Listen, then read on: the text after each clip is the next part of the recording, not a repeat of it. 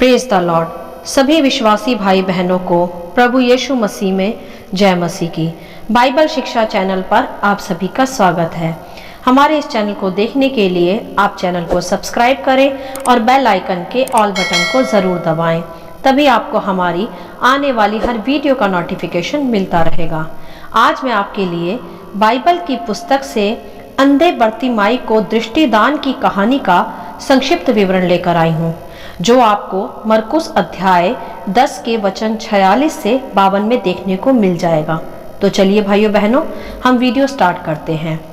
Bible दर्शाती है यहाँ कि यह उस समय की बात है जब प्रभु यीशु मसीह अपने चेलों के साथ यरीहो के मार्ग पर थे और तब एक बड़ी भीड़ प्रभु यीशु के पीछे पीछे चल रही थी, क्योंकि भाइयों बहनों प्रभु यीशु मसीह वहां बीमारों को चंगा करते और पिता परमेश्वर के स्वर्गीय ज्ञान की बातें सदा प्रचार किया करते थे।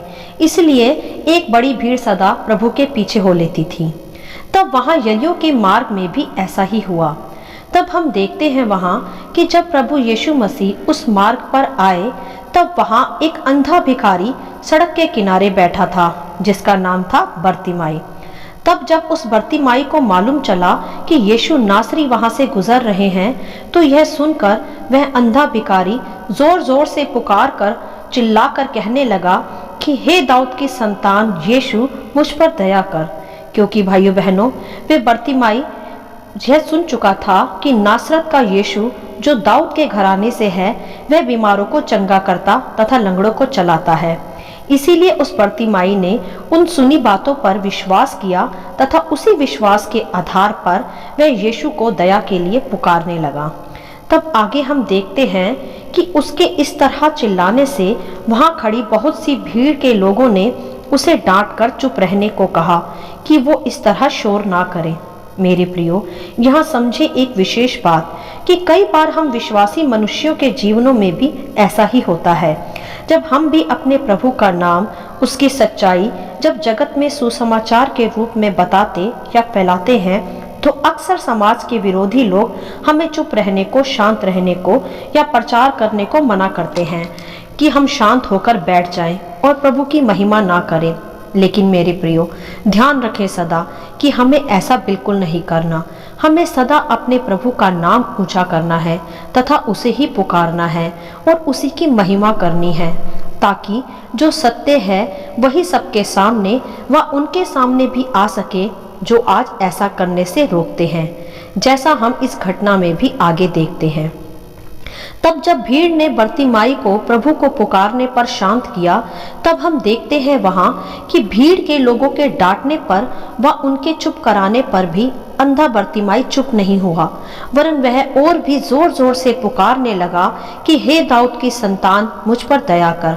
तो देखा आपने कि समाज के चुप कराने पर भी वह बर्तिमाई शांत नहीं बैठा, डरा नहीं कि लोग उसे मार पीट भी सकते हैं, वरन उसी हियाव व विश्वास से भरकर वह और भी ऊंचे स्वर से प्रभु को पुकारने लगा, क्योंकि उसे पूरी आशा थी कि नासरत का यीशु ही उसे दृष्टिदान दे सकता है। तो उसने वहां परिस्थितियों को देखकर या डरकर प्रभु को पुकारना बंद नहीं किया, वरन और ऊंचे स्वर से प्रभु को पुकार कर, और उसके आगे हम देखते हैं कि जब बर्तिमाई ने इस रीति से प्रभु यीशु को पुकारा, तब लिखा है वहां कि उसकी पुकार सुनकर प्रभु यीशु वहां ठहर गए और उसी भीड़ को कहा कि उसे बुलाओ। हालेलुया। मेरे प्रियो, यहाँ हम देख व समझ सकते हैं सर्वप्रथम कि उस बर्तिमाई की विश्वास से, आशा से और हियाव से भरी पुकार को जो उसने प्रभु यीशु को दी, और ऐसी पुकार को सुनकर प्रभु यीशु ठहर गए अर्थात प्रभु का ध्यान बर्तिमाई पर चला गया। मेरे प्रियो, प्रभु यीशु का एक मनुष्य के जीवन में ठहर जाना ही उस मनुष्य के संपूर्ण जीवन के लिए काफी है, क्योंकि जब प्रभु हमारे जीवनों में ठहर जाएंगे और हमारे जीवनों में आ जाएंगे, तो आप ही सभी आशीषें और स्वर्गीय आनंद हमारा होगा। तो इसी प्रकार प्रभु यीशु भी उस बर्तिमाई की पुकार को सुनकर ठहर गए और उसी भीड़ को प्रभु ने फिर आज्ञा दी कि उसे बुलाओ, जो पहले उसे चुप करा रही थी। मेरे प्रियो, प्रभु की दृष्टि जिस किसी पर भी पड़ जाए, फिर कोई भी समाज या समाज के विरोधी उस व्यक्ति का उद्धार रोक नहीं सकते, वो तो फिर निश्चय होगा ही।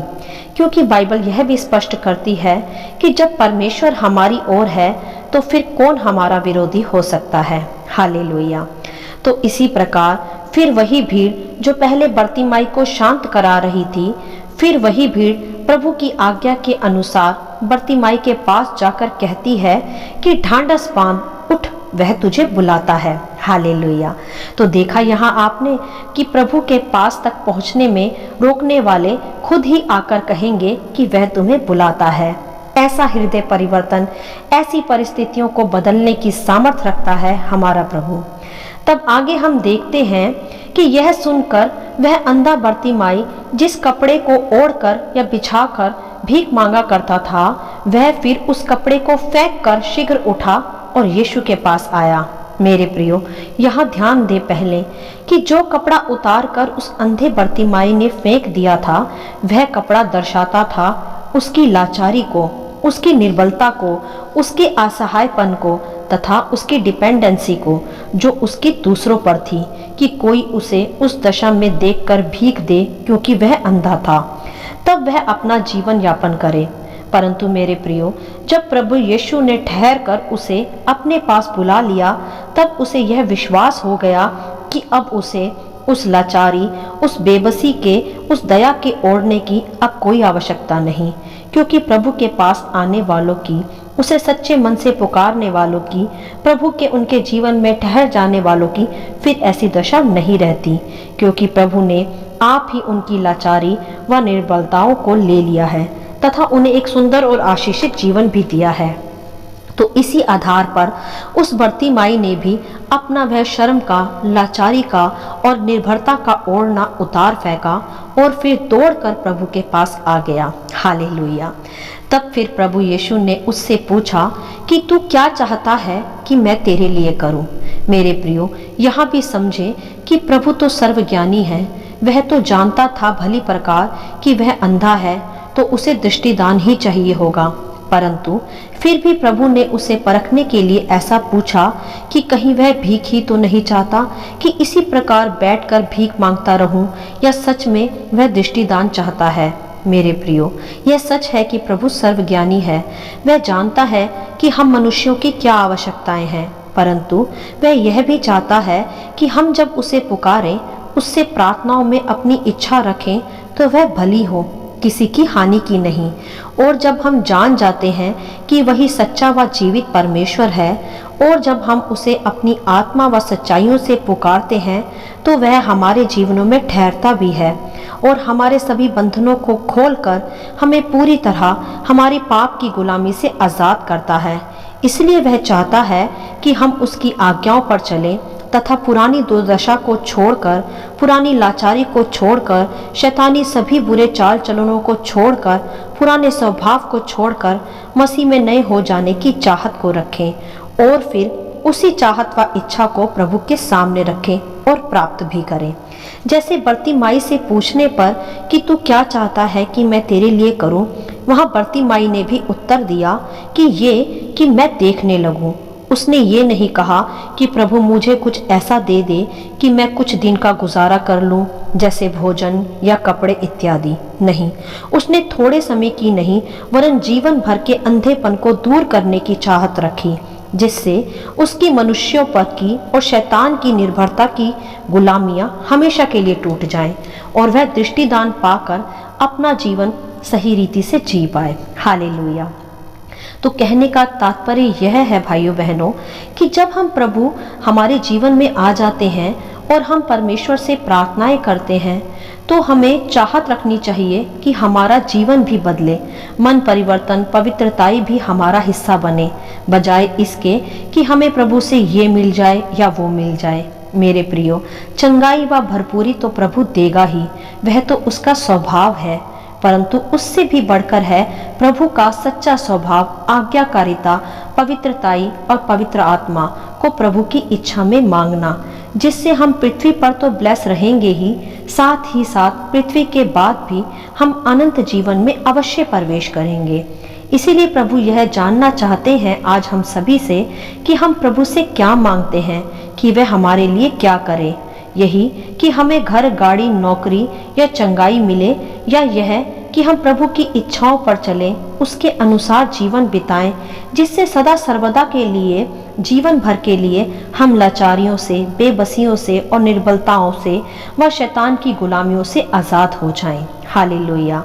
इसी प्रकार उस प्रतिमाई से भी प्रभु ने उसकी इच्छा जानी, और जब उसने प्रभु से जीवन भर के लिए दृष्टिदान मांग लिया तो प्रभु ने फिर वहां कहा कि चला जा, तेरे विश्वास ने तुझे चंगा कर दिया। और वह तुरंत देखने लगा और मार्ग में प्रभु के पीछे हो लिया। क्यों ना होता भाइयों बहनों, मैं ऐसा मानती हूँ कि तब उस अंधे बर्तिमाई की शारीरिक आंखें ही नहीं खुली थी, वरन उसकी आत्मिक आंखें भी खुल गई थी, और वह जान पाया था कि प्रभु के पीछे चलने में ही उसका उद्धार व छुटकारा है और अनंत जीवन है। तो मेरे प्रियो, जब हमें भी प्रभु किसी बीमारी से, किसी कर्जे से या किसी भी विपत्ति से जब आज़ाद करते हैं, तो हमें भी उसे प्राप्त कर वापस नहीं चले जाना चाहिए उन्हीं संसारिक बातों में, वरन हमें प्रभु के पीछे सदा के लिए चलना चाहिए, क्योंकि वही मार्ग, सत्य और जीवन है। उसे छोड़ कोई प्रभु है ही नहीं, तो हम जाएं भी कहाँ। हालेलुया। तो मेरे प्रियो, इस बर्तिमाई की कहानी में हमने यह सीखा कि एक तो प्रभु को पुकारने की चाहत, उसी पर विश्वास रखने की चाहत, फिर चाहे कोई कितना भी सताव करे, हमें शांत कराए, हमें पीछे नहीं हटना, क्योंकि जिसे हम सच्चे मन से पुकार रहे हैं वही हमारे सभी बंधनों को तोड़ सकता है तथा हमारे सताने वालों को भी हमारी ओर फेर सकता है। और दूसरा यह है कि हमें सदा प्रभु से प्रार्थनाओं में उसकी पवित्र आत्मा को मांगने की चाहत रखनी चाहिए, जिससे प्राप्त कर फिर हम कभी लाचार या असहाय नहीं रहेंगे, क्योंकि मेरे प्रियो, पवित्र आत्मा ही हमारा सच्चा सहायक है, जो हमें पृथ्वी पर भी व पृथ्वी के बाद भी बहाल कर सकता है।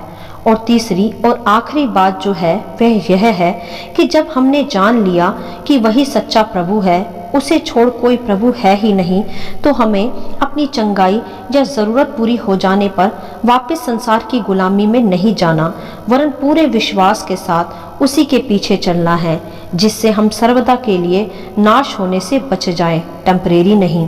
क्योंकि यीशु मसीह केवल चंगाई व भरपूरी का ही नहीं, वरन अनंत जीवन देने वाला, उद्धार करने वाला प्रभु है। मेरे प्रियो, अगर संक्षिप्त में मैं कहूँ तो आपका विश्वास ही आपको चंगा कर सकता है, आपका उद्धार कर सकता है। अपने विश्वास से भरी पुकार से ही आप प्रभु को अपने जीवन में बुला सकते हैं। आपके विश्वास से ही आप प्रभु से चंगाइयों को, भरपूरी को व अनंत जीवन को प्राप्त कर सकते हैं। आपकी सच्ची पुकार और विश्वास आपका संपूर्ण जीवन बदल सकते हैं। जैसे उस बर्तिमाई के विश्वास व पुकार ने उसे दृष्टिदान तो दिया ही व उद्धार भी दिया, और उसकी पुकार से ही प्रभु यीशु मसीह उसके लिए व उसके जीवन में सदा के लिए ठहर गए। हालेलुया। आशा करती हूँ इस कहानी का संक्षिप्त विवरण आप सभी को समझ में आया होगा। प्रभु आपको अपनी पवित्र आत्मा की भरपूरी से सदा भरता रहे। यदि आप चाहते हैं कि दूसरे भी इसे सुनकर आशीष पाएं, तो आप दूसरों के साथ भी इसे शेयर कर सकते हैं, क्योंकि हमारे प्रभु यीशु मसीह की यही इच्छा है। आमीन and God bless you all.